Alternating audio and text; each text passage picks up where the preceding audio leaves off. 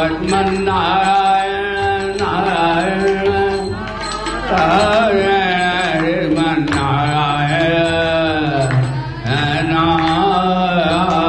बोलिए श्री वेद भगवान की, श्री गायत्री माता की, श्री गीता माता की, श्री भारत माता की, श्री भोले बाबा की, श्री पवन सुत हनुमान की, श्री गुरुदेव भगवान की, धर्म की अधर्म का प्राणियों में हर विश्व का हर हर महादेव। जय जय श्री राधे श्याम।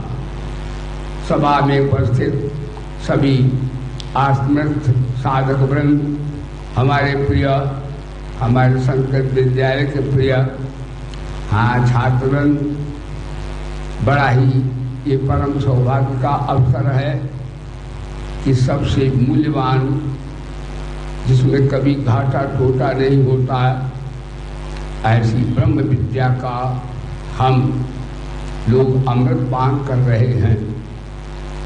ये सत्संग आत्मा का भोजन है। विद्या तपोभ्याम भूतात्मा बुद्धि ज्ञानेन शुद्धति। विद्या और तप से आत्मा का बोध होता है। आत्मा शुद्ध तो है ही, लेकिन यहाँ मनुष्य स्मृति में, धर्मशास्त्र में मनु जी ये बता रहे हैं विद्या का अर्थ होता अपने को पहचानना। जमाने में उसने अपनी बड़ी बात कर ली कि जिसने खुद अपने से मुलाकात कर, और भक्ति में इसको कहेंगे जिन राम न जाना क्या जाना, जिन राम न जाना ना, जिन राम न जाना क्या जाना, जिन राम न जाना ना, जिन राम न जाना क्या जाना, जिन राम न जाना तेरा वृथा हुआ आना जाना, तेरा वृथा हुआ जाना, जिन राम न जाना क्या जाना, जिन राम न जाना। तो विद्या तपोभ्याम भूतात्मा बुद्धि ज्ञान शुद्धति।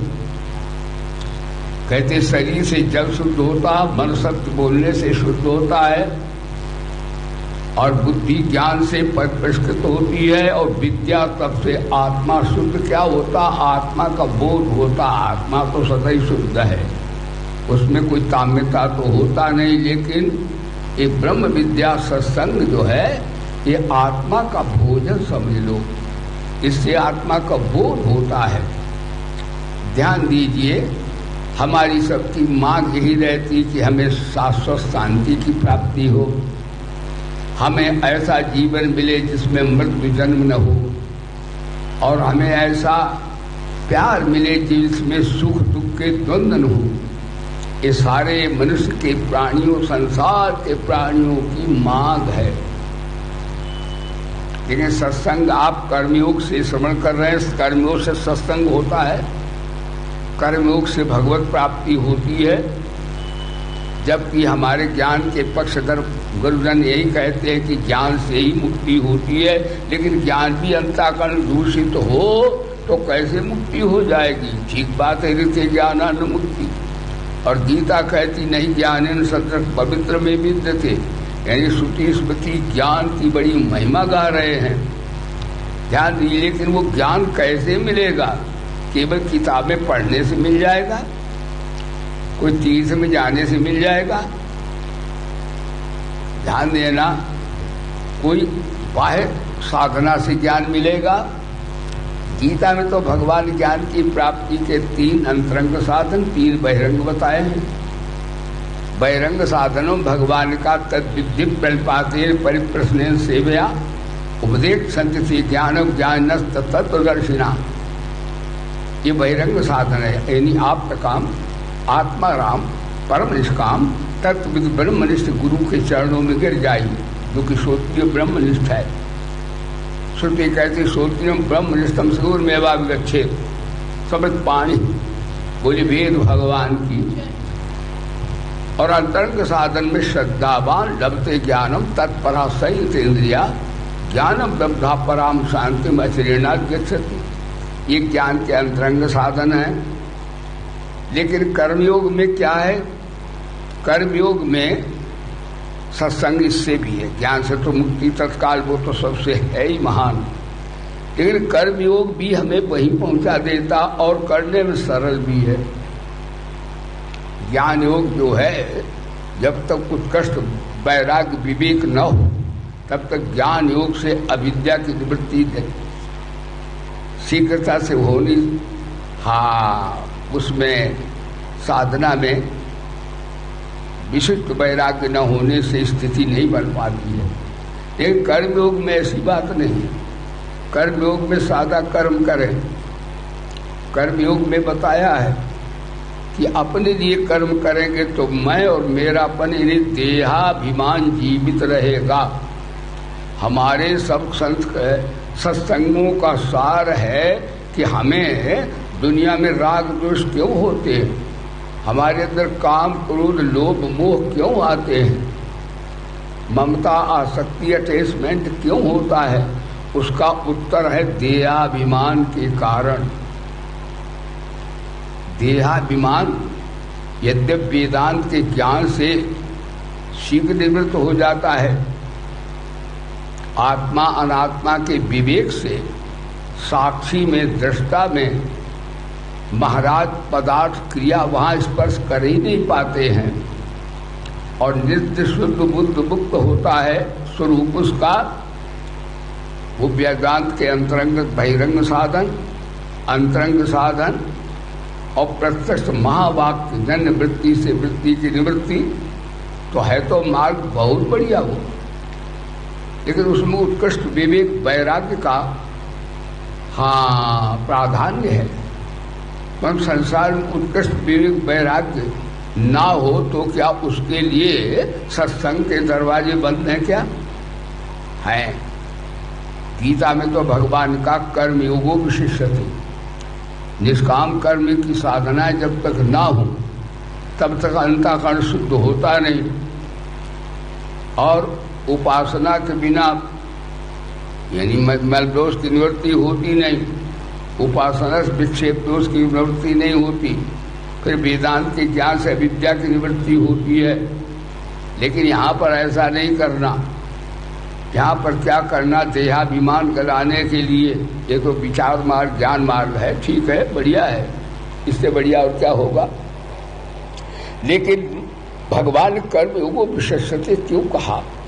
इसका तात्पर्य क्रिया प्रधान व्यक्ति दुनिया में बहुत हैं, उनमें उत्कृष्ट विवेक वैराग्य न तो इतना तो हो ही कि जो चीज मिली है वो अपनी नहीं है, मोटी बात। क्योंकि शरीर मिला कहाँ? शरीर संसार अपना कहाँ है? ध्यान दो ना, ये शरीर किससे मिला है? यदि भक्त हो तो कह दो शरीर संसार भगवान का है, वेदांती तो कह दो 5 तत्वों का है, और कर्म योगी हो तो कह दो संसार की चीज संसार में लगाना सेवा में, हमारी यही नहीं। कर्म योगी कह दो कल माता पिता का है, माता पिता का है तो संसार अविनाश संसार से मिला है तो संसार की सेवा में लगा दो, सत्संग हो जाएगा। संसार की सेवा में लगाने से क्या होगा? जो अपनी स्वार्थ पड़ता है, अपने मतलब के लिए, अपने भोगों के लिए, अपने संसार के वासनाओं की जो उसमें अटैचमेंट हो गया है वो जड़ता समाप्त हो जाएगी। सबकी सेवा करने से जड़ता अविद्या अज्ञान समाप्त हो जाएगा। और क्या होगा? लेकिन इसमें एक और अंतर है, शुभ कर्म से भी जड़ता अज्ञान जीवित रहता है। जैसे आप महाराज यज्ञ करें, दान दें, जप करें, तप करें, बड़े अच्छे कार्य हैं, बहुत बढ़िया साधना करना चाहिए। लेकिन ये जप तप और ध्यान ये सब करें तो अच्छे कामों में क्या होगा? आसक्ति होती है, ठीक बात है, लेकिन जो माड़े काम करते हैं उनसे क्या होगा कि मैं तो बहुत अच्छा काम करता हूँ, मैं दान देता हूँ, मैं तपस्या करता हूँ, मैं जप करता हूँ, मैं तब ये डायन मैं तो जीवित रहेगी। गीता कहती अशुभ कर्म तो पाप है ही, लेकिन शुभ कर्म में भी यदि सकामता है तो आंशिक पाप वो भी है। इसलिए शुभाशुभ कर्म शुभाशुभ फल एवं कर्म बंधने, शुभाशुभ कर्म से बंधन से छूटने के लिए कार्य करो भाई। लेकिन एक बात है, भगवान ने कल गीता में कहा था, हाँ कल भगवान गीता में बता रहे थे कि भैया सुनो बात मेरी भी सुन लो थोड़ी। कहते हैं ये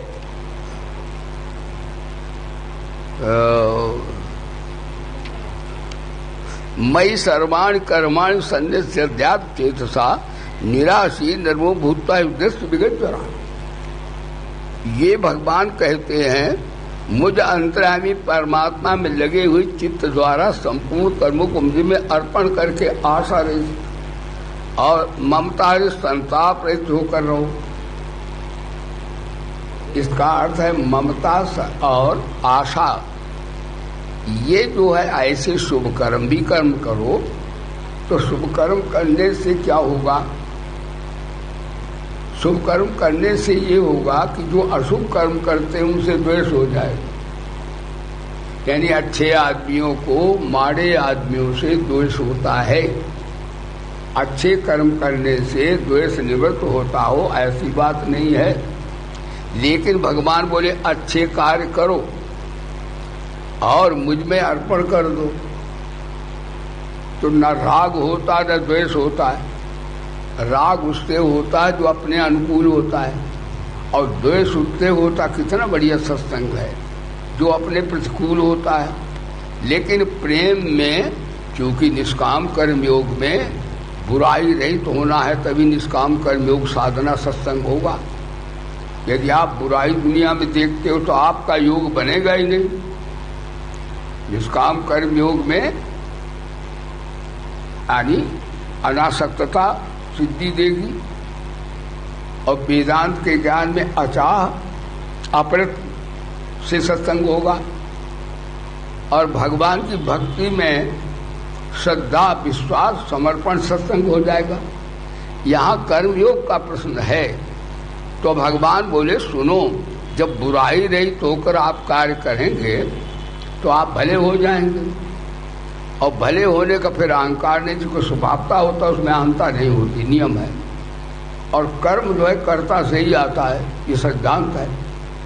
तो महाराज क्या होगा, जब हम बुराई रहित होकर करें तो सब कर्म भले अपने आप होंगे स्वभावता, और उन कर्मों के फल का हम त्याग कर दें तो संसार के लिए उदार हो जाएंगे, कन्हैया प्रभु के लिए हम प्यारे प्रीति हो जाएंगे। तो भगवान बोले सुनो अर्जुन, जो कर्म निष्काम भावेन करते हैं मेरे अर्पण कर दिए जाएं तो फिर जड़ता संबंध तो विच्छेद हो ही जाएगा। एक कार्य और होगा कि मेरे से प्रेम होने से तो ना तो दुनिया में तुम्हें राग रहेगा किसी से और न किसी से द्वेष रहेगा। भगवत प्राप्ति में सबसे बड़े ये राग द्वेष ही मधु कैटम है। इंद्रियस्ते रागत द्वेषो व्यवस्थित हो तयोर्मस्ते तौ परिपंथित हो। और ये राग द्वेष क्या करते हैं, हमारा आध्यात्मिक खजाना लूट ले, बड़े डाकू हैं। ध्यान दीजिएगा, तो राग और द्वेष जो होता है ये जप और तप और ये सबका सब जितने भी हैं ये राग द्वेष खा जाता है। जब वो तप को ध्यान को ज्ञान को सबको भव से बच लेता है। लेकिन जब परमात्मा के अर्पण कर दो तो न तो राग रहता है, क्योंकि प्रेम में न राग होता न द्वेष होता है। प्रेम में तो राग द्वेष से ऊंचाई की स्थिति होती है और नहीं तो कोई सेवा भी करे तो उससे ईर्ष्या द्वेष तो हो ही जाता है।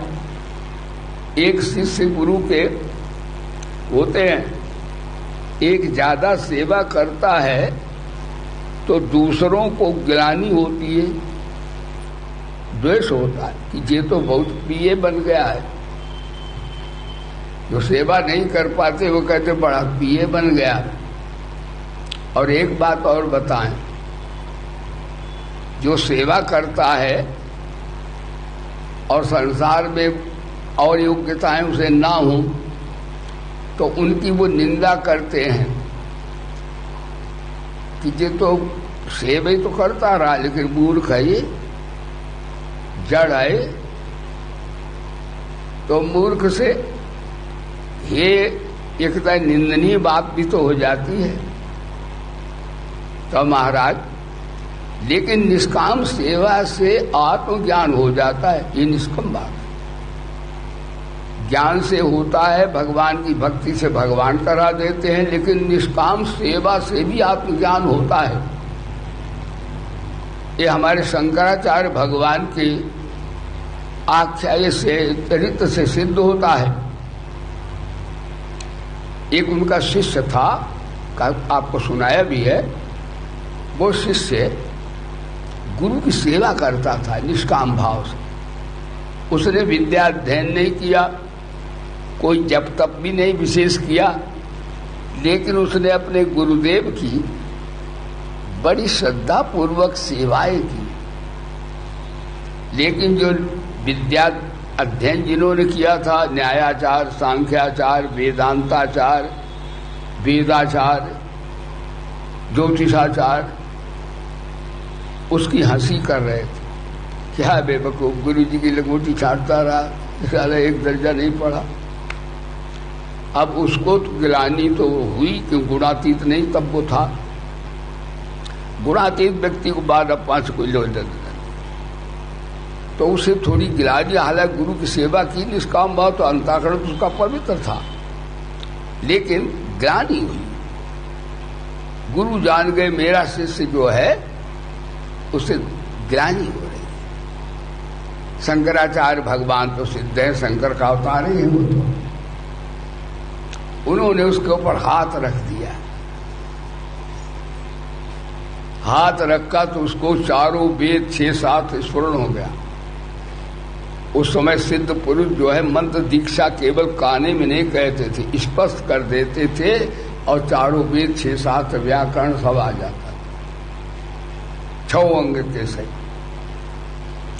गुरुदेव ने हाथ रखा तो वो क्या बोला पता, जो अभी कह रहे डिग्री वाले, ये लोक विद्या पढ़ ली इन्होंने कोई साधना तो की नहीं, न निष्कामता की, न गुरु की सेवा, केवल डिग्रियां ले ली इन्होंने। ये निष्काम सेवा न करे और डिग्रियां प्राप्त हो जाएं तो लौकिक विद्या से अहंता ममता जाती नहीं है। ये सेवा निष्काम भाव से करने पर जाएगी। तो महाराज, गुरु ने जैसे ही हाथ रखा सर पर, ये भगवान शंकराचार्य के जीवनी से सुना रहे। तो जैसे ही हाथ रखा वो बोला, उसे आत्मज्ञान हो गया। गुरु कह के निष्काम सेवा की थी, निष्काम सेवा से भी, निष्कामता से भी जड़ता का, अविद्या का नाश हो जाता है। केवल ज्ञान योग से नहीं होता, केवल भगवान की भक्ति से ही नहीं होता, गुरु की भक्ति से भी और समाज की सेवा से भी हो जाता है। परिच्छिन्नता का बाद होता है। ये गीता मानती, कर्मजम बुद्धियुक्ता ही फलम त्यक्ता मनीषिणा जन्म बंध विनिर्मुक्ता अनामयम पदम गच्छन्ति। खैर, हमारे ज्ञान के पक्ष तरफ गुरुजन इसे अंतःकरण की शुद्धि मानते हैं, जब वो भी ठीक है, अपने गुरु का वचन का आदर करते हैं, उनका कहना भी ठीक, क्रमिक साधना में वो ठीक बात है। पर यहाँ गीता तो कहती वास्तव में ऐसा होता है, यदि निष्काम सेवा करने से भी अपने सुख की वासनाएं, इच्छाएं खत्म हो जाती हैं। जिन्होंने समाज की निष्काम सेवाएं की, उस गीत को देखो गति मिली कि नहीं। अरे सबरी ने अपने गुरु की सेवा की और निष्काम भाव से की। सबरी कोई मंत्र नहीं जानती, पठित नहीं जानती, बड़ी विद्वान नहीं थी, लेकिन निष्काम सेवी शबरी अपने गुरु मातंग की बड़ी सेवा की, और उनके यहाँ संस्कृत के विद्वान विद्यालय था। तो जब उनका शरीर शांत हुआ तो उन्होंने जो वेदांताचार्य थे उनको वेदांत की पुस्तकें दे दी, सांख्य वालों को सांख्य की दे दी लाइब्रेरी से, न्याय वाले को न्याय की, वैशेषिक वालों को वैशेषिक की, व्याकरण वालों को वैयाकरण वालों को उनकी दे दी, चारों वेद दे दिए। अपने आश्रम की जितनी उनकी कमाई मूल महान धन था ज्ञान का वो दे दिया। अब सबरी ने निष्काम सेवा की थी, ये तो सकाम भाव से पढ़े थे, सब विद्वान थे सब। सबरी बिचारी न विद्वान थी, न कोई जप करती, न कोई ज्यादा तप परवा नहीं थी, केवल गुरु जी का स्थान को लीपती थी गोबर से, धो धा के सफाई कर देती थी। छोटे वर्ण की थी तो ये बड़े वर्ण के महात्मा उसे पीटते भी थे, क्या तूने छू लिया, चल यहाँ से, तब बेचारी मार खा लेती थी। फिर भी अपने गुरु की निष्काम भाव से सेवा उसने छोड़ी नहीं। लेकिन देखो, निष्काम कर्म करने से भी आत्मज्ञान होता है, परमात्मा मिल जाता है। महाराज, जब आतंक ऋषि का शरीर शांत हुआ, ये रामायण कथा है, तो उन्होंने कहा अपनी बिटिया प्यारी सबरी सद्दाबान को कुछ नहीं दिया। सबको कोई आश्रम लेगा, कोई न्याय दर्शन, कोई वेदांत, कोई आसन, सब ले लेंगे। अब बेचारी मार भी खाती रही, सेवा करती रही। उनके हृदय से उद्गार निकले, संत के हृदय से भगवान बोलते हैं। देखो, और विद्वानों के लिए उन्होंने आशीर्वाद नहीं दिया, उन्हें अपनी संपत्ति दे दी, आश्रम दे दिया, पुस्तकें दे दी, विद्या दे दी, लेकिन आशीर्वाद निष्काम सेवा भावी अपनी प्यारी बेटी सबरी को दिया। और क्या कहा, सबरी तेरे कुटिया पर एक दिन राम आएंगे, राम आएंगे। भगवान ने अवतार लिया तो भगवान किसी ऋषि मुनि के यहाँ वेदांताचार्य, न्यायाचार्य, बड़े बड़े आचार्य हमारे, उनके आश्रम पड़े, भगवान राम को बुलाया। उन्होंने कहा नहीं, टाइम नहीं है, जरा बिजी है महाराज। संतो आपको नमस्कार, भगवान प्रणाम तो करते ही संतों को। कहाँ बिजी हैं जी, कहाँ जा रहे हैं, देखो तो। देखा जिस सबरी को मार के भगा दिया था, छोटे वर्ण की थी, छुआछूत भी करते थे भैया, और सबरी की कुटिया पड़ी थी वहीं। भगवान सबरी की कुटिया पर पहुंच गए। सबरी ने देखा कि मैं आशीर्वाद मिला था गुरु जी का, तो क्या शायद भगवान ही आ गए। बताते हैं कि वो बेर बिचारी इकट्ठे करती थी, मीठे मीठे झरबीरी बेर रखती थी, अपना चाहती थी जो खट्टा होता था उसको नहीं रखती। बड़े प्रेम से भगवान ने सबरी का भोग लगाया।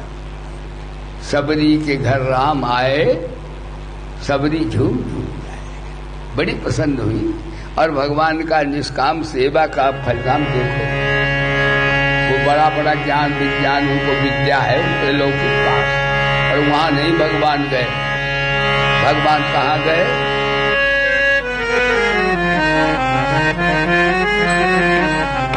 सबरी रख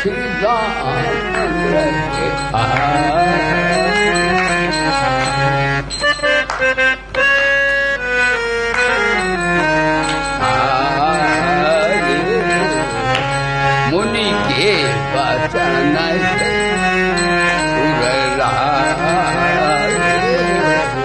श्री राम जय राम, जय जय राम, श्री राम जय राम जय। ये सबरी बोली, मैं तो कोई पात्र भी नहीं हूं। अरे योग में पात्र को पात्र थोड़ा ही होता है। जाति पाति धन धर्म बड़ा, जाति पाति धन धर्म बड़ा,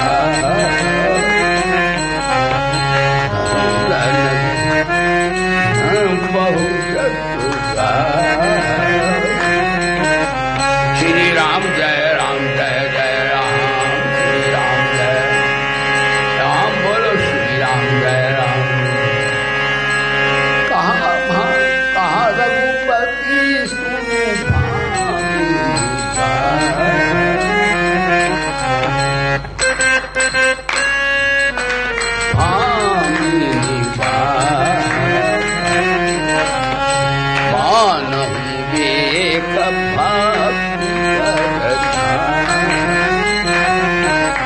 श्री राम जय राम जय जय राम, श्री राम जय जय जय राम, बोलो श्री राम जय राम जय। यानी सबरी ने कोई बहुत जब तप नहीं किया था, केवल गुरु की भक्ति की थी, सेवा की थी निष्काम भाव से। तो निष्काम भाव से सेवा को शबरी को भगवान आए भी, और शबरी का बताते वो बेर भी पाए, और दुनिया की बेवाएं संतों का प्रसाद भी नहीं लिया। कितनी बड़ी निष्कामता में शक्ति है। एक बात अभी बता दें, देखो सकाम भाव से भगवान को वस्तुएं भेंट करो तो भगवान अनंत दे देते हैं, बहुत दे देते हैं। थोड़ा आप दो, जैसे द्रौपदी ने बांध दिया था तो महाराज बहुत देर लग गए थे जब दुशासन ने निर्वस्त्र किया था। तो सकाम भाव से आपसे भगवान को भेंट करते तो भगवान अनंत शक्तियां दे देते हैं। यानी अपनी मान के भी भगवान को भेंट करो तो भगवान बहुत दे देते हैं। हमारे भगवान कितने महान हैं, जो अपनी वस्तु को भेंट करने वाले की माने, ऐसों को उदार दे। ध्यान दो तो भगवान प्रसन्न हो जाते हैं कि चलो वस्तुएं तो मेरी हैं, लेकिन ये अपनी मानता अपनी मान के दे रहा है तो अनंत गुनी वापस कर देते भी हैं।